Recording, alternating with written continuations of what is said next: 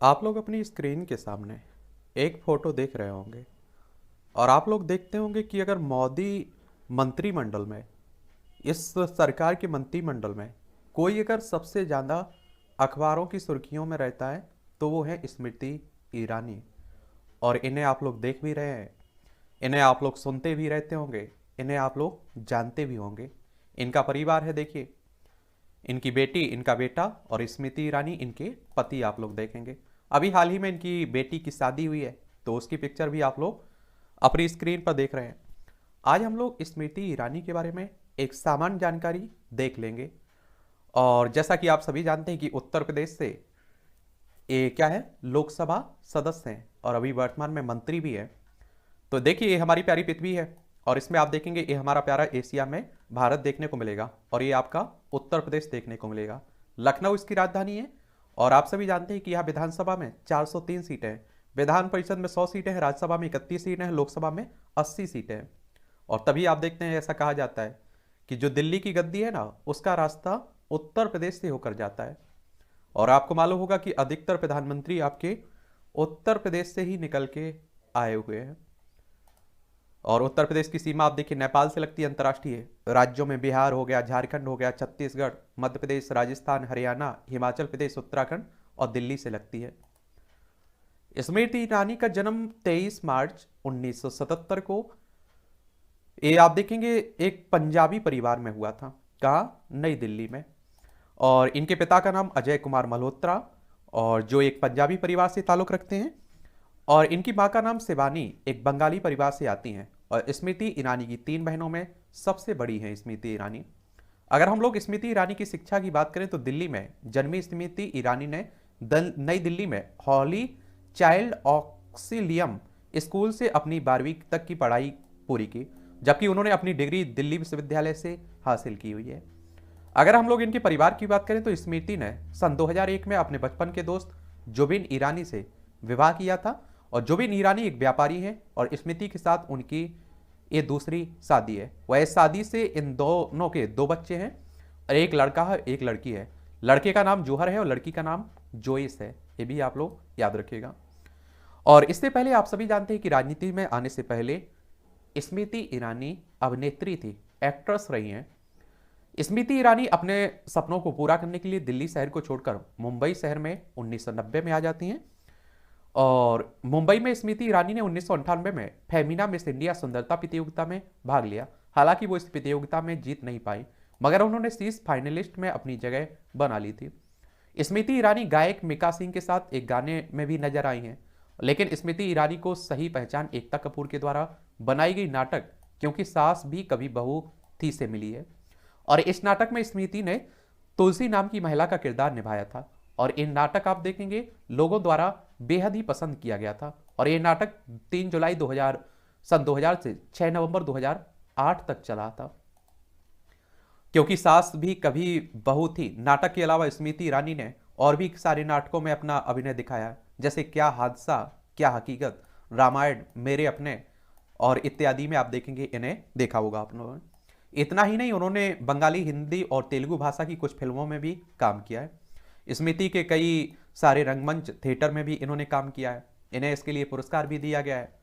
आप देखेंगे कि स्मृति ईरानी को 5 बार सर्वश्रेष्ठ अभिनेत्री के लिए भारतीय टेलीविजन अकादमी पुरस्कार से सम्मानित किया गया, 4 बार इंडियन टेली पुरस्कार मिला, उन्हें 8 बार स्टार परिवार पुरस्कार से भी नवाजा गया है। अब बात आती है इनकी राजनीतिक जीवन की, तो आप देखेंगे कि सन 2003 में, जबकि क्योंकि सास भी कभी बहू थी अभी भी अपने चरम पर थी, स्मृति ईरानी भाजपा में शामिल हो जाती है। और भाजपा की अगर हम लोग बात करते हैं तो भारतीय जनता पार्टी की बात हो रही है। 1980 में इसकी स्थापना हुई थी। इसके पहले अध्यक्ष, सबसे पहले अध्यक्ष कौन थे? अटल बिहारी वाजपेयी थे। और एक ऐसी पार्टी में जो उस समय एक तिहाई प्रोफाइल सोवियत स्टार की देखभाल कर रही थी। और साल 2004 में दिल्ली के चंडी चौक से लोकसभा चुनाव लड़ा और कांग्रेस उम्मीदवार कपिल सिब्बल से हार गई। उसी वर्ष वह भाजपा की महाराष्ट्र युवा शाखा की अध्यक्ष बन जाती हैं। और आप देखेंगे साल 2009 में उन्हें भाजपा की केंद्रीय समिति के कार्यकारी सदस्य के रूप में भी नामित किया गया था। उसी साल उन्होंने नई दिल्ली में विजय गोयल की उम्मीदवारी के लिए प्रचार भी किया था। फिर 2014 के लोकसभा चुनाव में उन्होंने उत्तर प्रदेश के अमेठी निर्वाचन क्षेत्र से राहुल गांधी के खिलाफ चुनाव लड़ा था, लेकिन इसमें राहुल गांधी से उन्हें हार का सामना करना पड़ा था। फिर आप देखते हैं कि 2014 में ही प्रधानमंत्री नरेंद्र मोदी यानी कि बीजेपी की सरकार बनती है और 26 मई 2014 को अपने कैबिनेट में मानव संसाधन विकास मंत्री के रूप में नियुक्त किया गया था। किसे? स्मृति ईरानी को, जिससे वह उस समय सबसे कम उम्र की कैबिनेट मंत्री बनी थी। वह हमेशा रैली और प्रचार के लिए मांग में रही भी है, क्योंकि वह हिंदी, अंग्रेजी, गुजराती, मराठी और बंगाली में धार प्रवाह है, यानी कि ये भाषाएं जानती हैं। फिर आप देखते हैं कि हमारे देश में 2019 में लोकसभा चुनाव हुए और फिर से इन्होंने अमेठी में लोकसभा चुनाव लड़ा और इस बार आपने देखा होगा कि राहुल गांधी को उन्होंने हरा दिया था। और आप देखेंगे मई 2019 में महिला एवं बाल विकास मंत्री उन्हें बनाया गया था भारत सरकार में, तो ये भी आप लोग याद रखिएगा।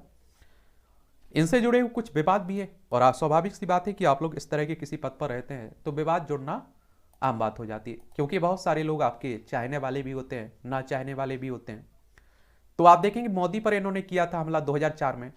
2004 में स्मृति ने नरेंद्र मोदी पर हमला करते हुए कहा था कि उन्हें गुजरात के मुख्यमंत्री का पद को छोड़ देना चाहिए।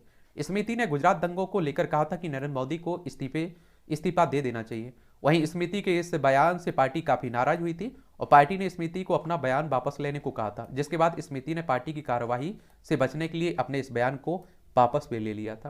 और आप देखिए, आप लोग मोदी का खास काफी माना जाता है ना। डिग्री को लेकर भी विवाद में रही है। स्मृति ईरानी को सबसे ज्यादा जिस विवाद से परेशान किया वो उनकी डिग्री को लेकर है। दरअसल स्मृति ईरानी ने सन 2004 में के लोकसभा चुनाव के लिए भरे गए अपने हल्फनामे में अपनी उच्च शिक्षा बीए बताई थी, जो कि उन्होंने दिल्ली यूनिवर्सिटी से की थी। वहीं जब स्मृति ईरानी द्वारा 2014 के लोकसभा चुनाव में जो हलफनामा भरा गया था, उस हलफनामे में उन्होंने अपनी शैक्षणिक योग्यता बीकॉम भरी थी और 2 नामांकन में बताई गई अलग अलग शैक्षणिक योग्यता के कारण उनको काफी विरोध भी झेलना पड़ा था और ये मसला कोर्ट तक जा पहुंचा था। जिस समय स्मृति का ये विवाद हुआ था उस समय उन्होंने मानव संसाधन विकास मंत्री का पद संभाला हुआ था। अध्यक्ष की नियुक्ति पर भी विवाद रहा है। ये आप देखेंगे कि मानव संसाधन विकास मंत्री रहते हुए जिस दूसरे विवाद ने स्मृति को घेरा था वो नागपुर के Visvesvaraya national institute of technology के चुने गए अध्यक्ष को लेकर था और स्मृति पर आरोप लगाया गया था कि उन्होंने इस पक्ष के लिए विश्राम जामदार को इसलिए चुना क्योंकि उनका ताल्लुक आरएसएस से है। और आरएसएस की बात करते हैं तो राष्ट्रीय स्वयंसेवक संघ की बात कर रहा हूँ। ये हिंदू राष्ट्र की बात करता है, हिंदुत्व की बात करता है, ये भी मालूम होना चाहिए। बीजेपी को काफी मदद भी देता है संगठन चुनाव जीतने में।